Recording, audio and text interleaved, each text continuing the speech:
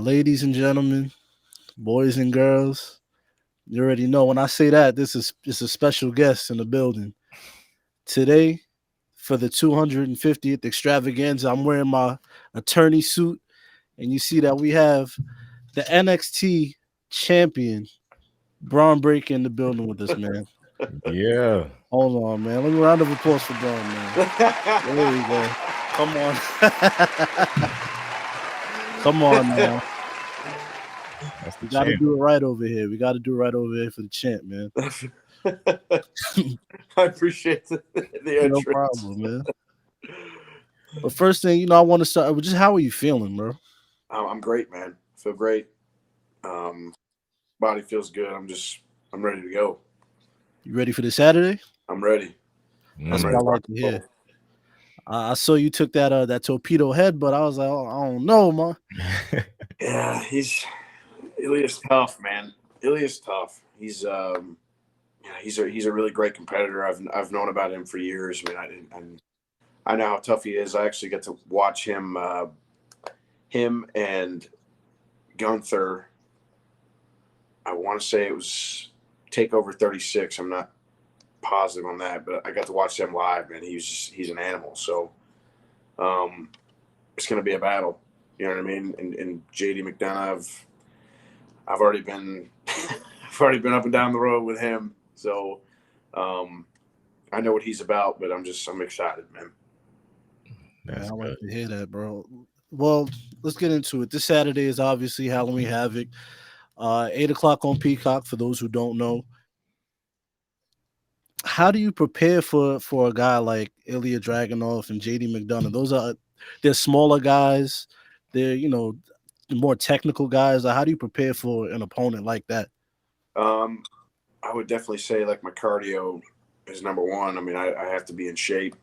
Um, I would like to think that I always am, but um, I have to be able to go to the deep end with these guys and outlast people. And I mean, like I said earlier, I mean, Ilya's a fantastic performer.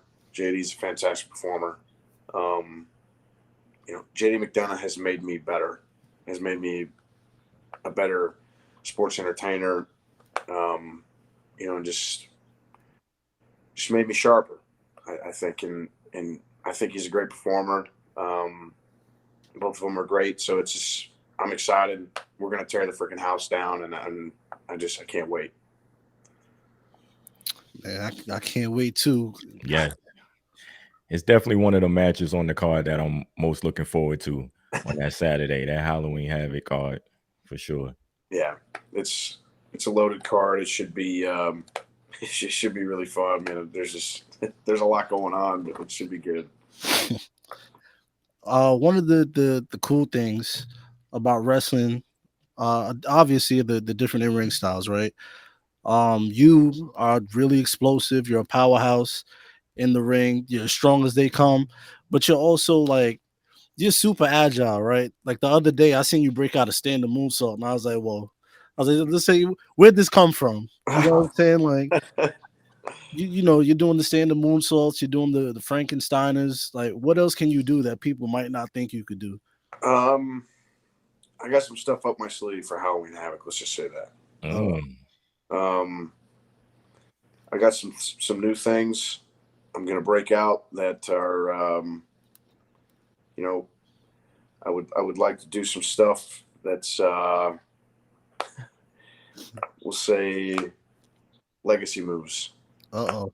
Mm. You guys just have to watch the show and see, but I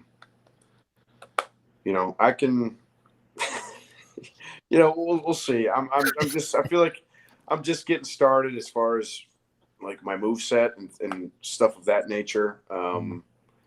It's very early in my career still. I mean, even though I've been in the business for a little bit over a year and a half or so. It's just I'm still exploring and learning and coming up with new things and just trying to just be a better champion and just be have fresh fresh stuff. For sure. Exactly. Um, I'm gonna take it back. Like growing up, with your father being in the business and uncle and who they are, like, was wrestling something that they tried to steer you towards, or this is just something you just found your way into, like just being surrounded by it all the time? Yeah, like the family business type of deal. Mm. I always wanted to be in the WWE, and I always wanted to be sports entertainer. That's my dreams. What I've always wanted to be my whole life. But I was just I love football. I loved amateur wrestling, and those are two things that I worked very hard at since I was like 5 years old, and I ended up having opportunities to play college at the Division I level, and then I got to play pro for a little while. It's just some things. Those things I took them as far as I could take them. Before I was, going to explore, professional wrestling. I was just dedicated to those things because I've been, like I said, I've been dedicated until I was 5 years old. I just wanted to take them as far as I could. So this is where I always wanted to be, though. Do you remember your first day at the PC? We get my first day at the PC.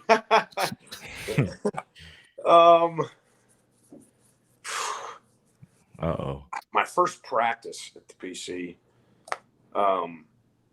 was at 8:00 in the morning with Coach Robbie Brookside here at the Performance Center. And I want to say that there's probably 6 or 7 of us in the class. We probably gave and received over 200 shoulder tackles apiece. Maybe more. I mean, I just remember leaving, and like my whole entire left side, like my chest and my shoulder was just swollen, bruised, just tore up. But it's just, that's just one of those things. It's part of it. And not to mention that group of guys that I came in with, our class was just, a bunch of freak athletes. And we're all kind of like really just on that same level, just like hungry and, really wanting to get after it. So, those were the days. Right, 200 shoulder tackles on the first day. Man, that gotta be like, that has to be very intense. Like, all of you guys is just hungry, wanting to go after it, and like, I'm sure like at NXT you already got like plenty of great coaching, the trainers and the higher ups. I'm sure it's been a group effort of like receiving help. So I want to ask you, which current wrestler you've been in the ring with, or even if you haven't been in the ring with, who would you say has gave you like the most help so far on this path you on right now? I can't. There's no way I could name one, because I think every guy that I've worked with has helped me in some form or fashion along the way. Because I would say the vast majority of the people I've worked with in the past are more experienced or have been in the business longer than me. And just I've taken something from each one of them and learned, and and like that means failure as well. So like I believe in you have to fail in order to grow, and grow it makes you better. So I've enjoyed all these guys I've had the chance to work with. Tommaso Ciampa, I was with him for a long time. I think a lot of credit goes to him, man, because I was like, I was so brand new. I had like 3 matches, or I don't even know, 2 matches, whatever it was, before I got to work thrown in with him. And I mean, he took me along, and I mean, I was with him for months, and he was so fantastic to work with. And I mean, a lot of these guys, man, just Dolph Ziggler, that was such a pleasure to work with him and Bobby Roode. Um, Joe Gacy's fantastic as well. Um, you know, Tyler Bate is phenomenal. That was a fantastic match, also, by the way. Yes. I appreciate it. Yeah, Tyler's fantastic. I really really hope that him and I get to work again in the future at some point because man, I loved working with him. He was great. I want to ask you about your first WrestleMania weekend this year. Like, how was it experiencing that out in Dallas? It was crazy. Probably the busiest weekend of my life, to be honest with you. Just so many emotions. Such a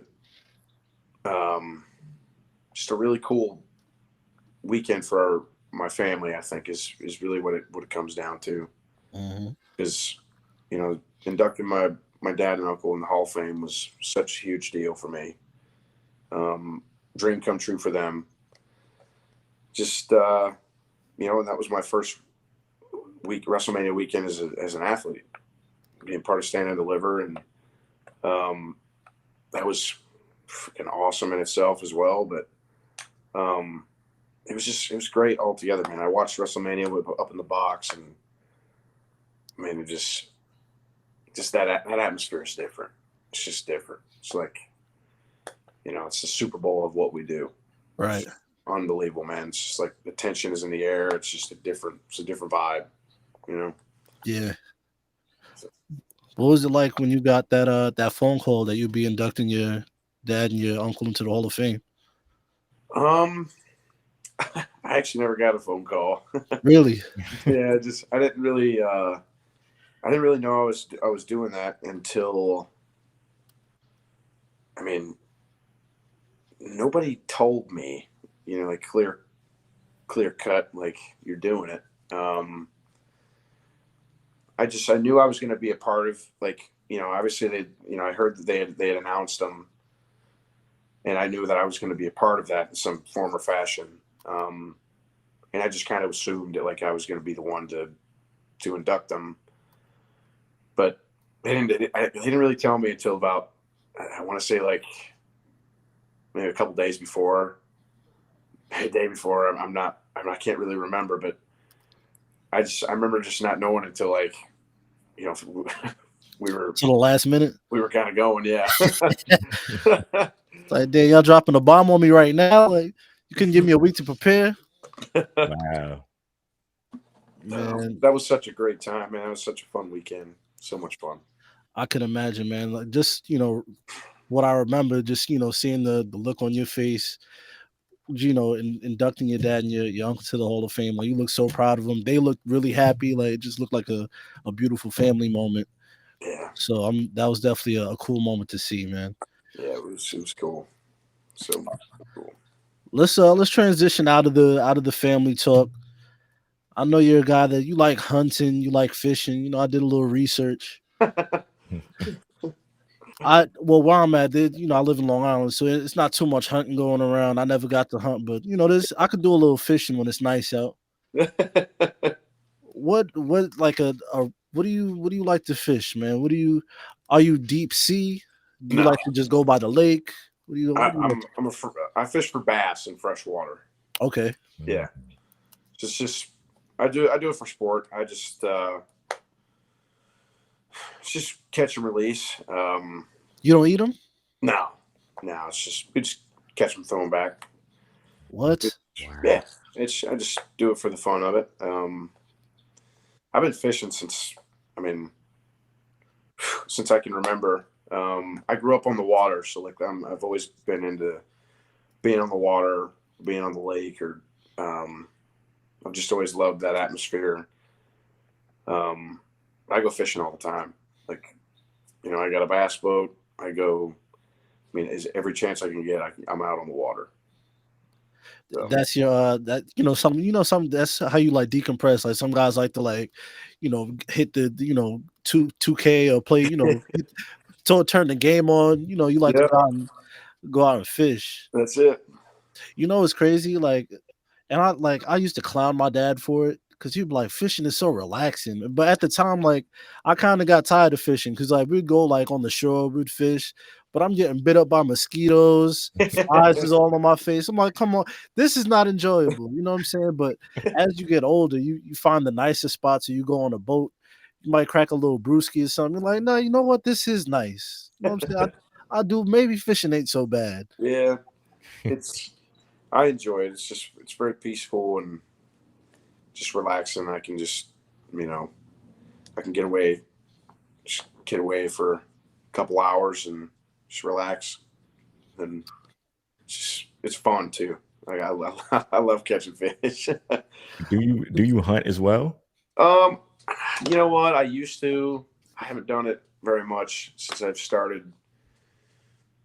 I mean, man, it's been years since I've been hunting. I mean, I used to do it a little bit more when I was, um, back when I was living in Atlanta. But now I just don't really have the time for that anymore.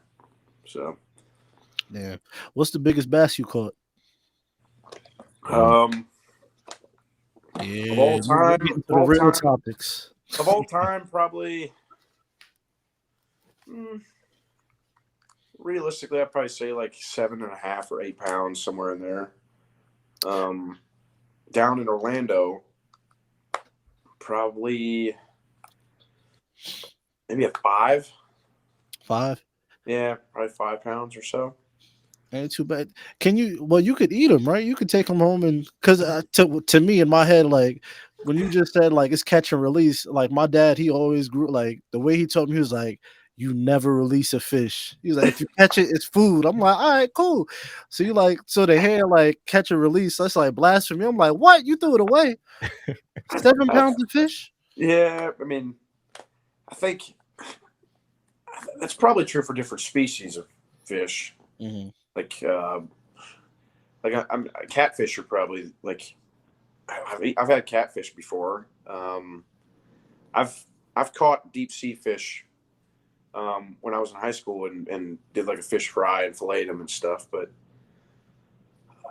I just I don't know. They're just bass. I like.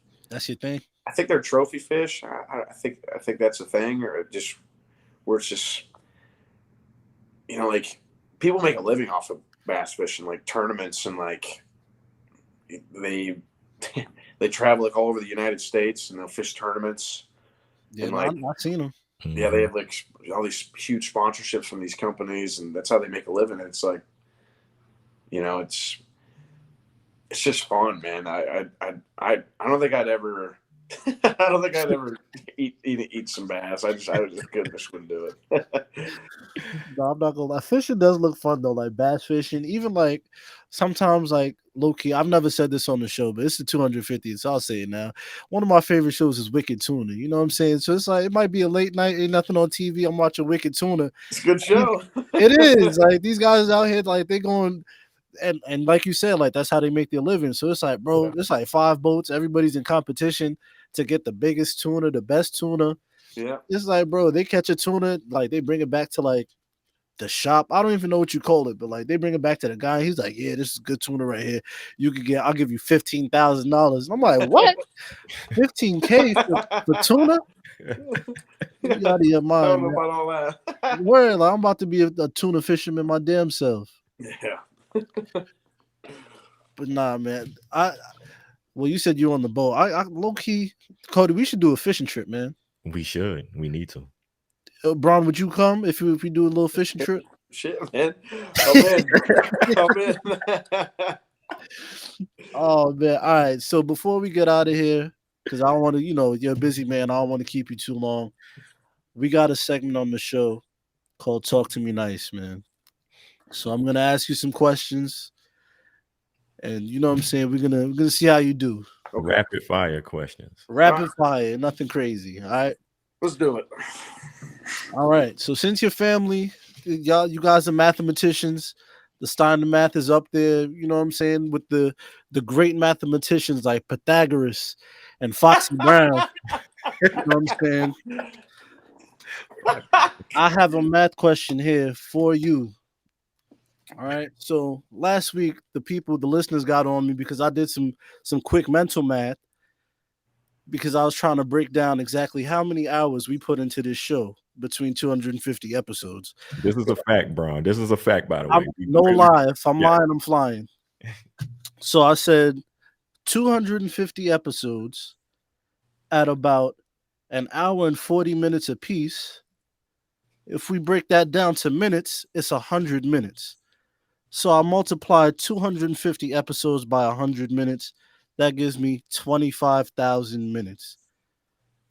I now divide the 25,000 by 60 to get it into hours, and that brings me to 416 hours. Mathematician Bron, can you please verify my answer? It sounds legit. That's what I'm. Hey, come It on does. now. That sounds right. Come on now. Hold on. Let me hit the Apple Pay button, man. It's confirmed. So everybody that Yeah, was on my case, get off my back. My math is right, okay? we have it. It's confirmed right That's there. it. Big money. Come on now. All right, second question. This is a very serious question, by the way. Okay. Does sugar belong in grits? No, Yeah, I don't think so. you a good I've never. man. Well, be honest with you, I've never had sugar on grits. It's always been salt and pepper and butter. Yes. You're right, because it don't belong. That's what I'm saying. People talking about sugar. I like my grits I've with never had maybe it. some cheese. You know what Mm-mm. I'm saying? Maybe some cheese, maybe some bacon. You know what I'm saying? Spice it up. I had shrimp and grits when I was in Louisiana last month. Magnificent. Magnifique. You're doing too much. You're doing too much. Yeah. Come on. Let's stick to the basics. You know what I Yeah, mean? Let's stick to the basics. 100%. We're gonna move right along. What two teams are your picks for this year's Super Bowl? Do not say the Ravens. No. Yeah, don't lie to me like that, bro. I'm gonna go with my boy Jalen Hurts because I trained with him for in combine training and stuff for pro day. Mm. I'm gonna go with Jalen Hurts and the Philadelphia Eagles and probably Josh Allen and the Buffalo Bills. I knew it. Ooh. Yeah. And I'm glad you said that because I have it's not really a part two, but do you think the Eagles, do you think that's a legitimate team? Because a part of me feels like it's fool's gold. Like this 6-0, it's like I don't believe, man. But maybe I'm just hating. I mean, what are they 6-0 right now? They get the best record in the league. I mean, Undefeated. I feel like 6-0 speaks for itself, my man. I mean, you're undefeated in the NFL almost halfway through the season. I know Jalen Hurts is a baller. I've seen him work. Man, I wish the best of luck to him, man, for sure. I think they're good. Hey man, Jalen. I hope so too. But I'm a Jets fan, so I hate a lot. They're doing good too, though. The Jets Yeah, doing they're great. clicking. They're doing all right. Yeah. Shouts to Brees Hall and Sauce, man.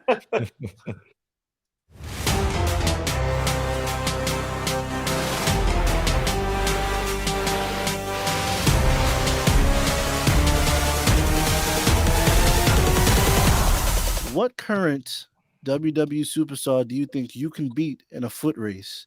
And I say this There's because not one WWE superstar that could beat me in a foot race. That's what I'm talking about. There's not one. this- I'll put everything on it. There's not a single dude that works here that can beat me in a foot race. hey, I love it. you heard them. He said he'll put his Bass Nobody. Pro his boat up. Nobody. I ran a 4.3, a legitimate 4.3. There's nobody here that can beat me in a foot race. Nobody. A 4.3? I could tell by them spears you be delivering. No, did you really run a 4.3? Yeah. God damn. Impressive. I'm not gonna lie, because when I was doing the research and the Googles, I saw it was like I guess it was like a college football, like a compilation or something, and you blew through the gap and were like the space between everybody else and you was crazy. I was like, nah, hold on. I was like, he can't be this fast. And then I watched more. I was like, nah, he's really this fast. Well, that was about 20 or 25 pounds ago or so. But when I was, running like that. But yeah. A 4.3 is insane. I'm not gonna lie to you. You don't think Montez could take you? I don't know if he runs. You know what? Did He he? jumps really high. I don't know. I think he. I know he ran track, right? Yeah, he did. I don't know. I feel like he would definitely give me a run for my money. I didn't even think about it. Mm. For sure.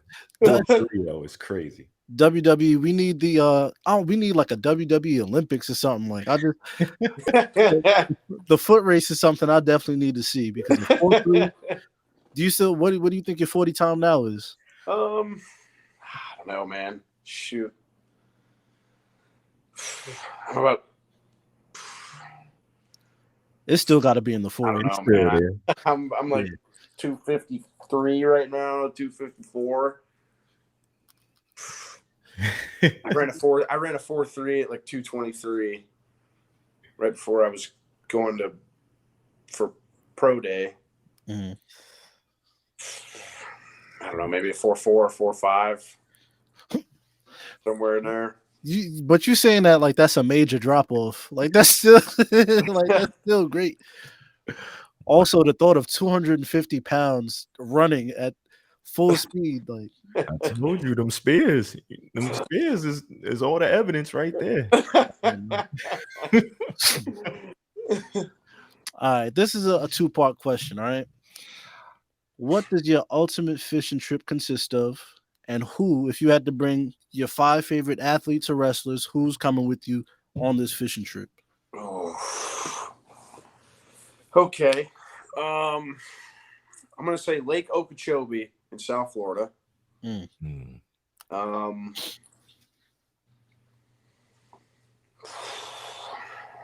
Hard-hitting questions here, I know. Julius Creed. Okay. Brutus Creed.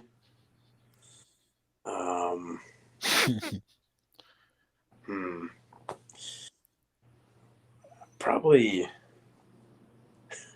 Brooks and Jensen. Now one more. No, maybe Tony D. So that's hilarious because I can't even imagine Tony D. Maybe it's just a character he plays on TV, but Tony D fishing is hilarious. That is funny. Last question, man. This Saturday, it goes down October 22nd, 8 p.m. Halloween Havoc. What are your final words to JD McDonough and Ilya Dragunov? You guys better bring your best stuff because I'm bringing mine. Everybody says they can beat me, and then they show up, stand in front of me, and they don't. Yeah, y'all boys heard it, man. I'm pointing at the camera. Y'all boys heard it, man. That's that real talk right there. NXT champion. You heard it here first. Ladies and gentlemen, Bron Breakker. Bron, thank you, man. This is our 250th. We had to do it big. We appreciate you joining us. Yeah, man. Thank you guys for having me on, man. Thank you, man. Round of applause for Bron Breakker, ladies and gentlemen, man. Round of applause.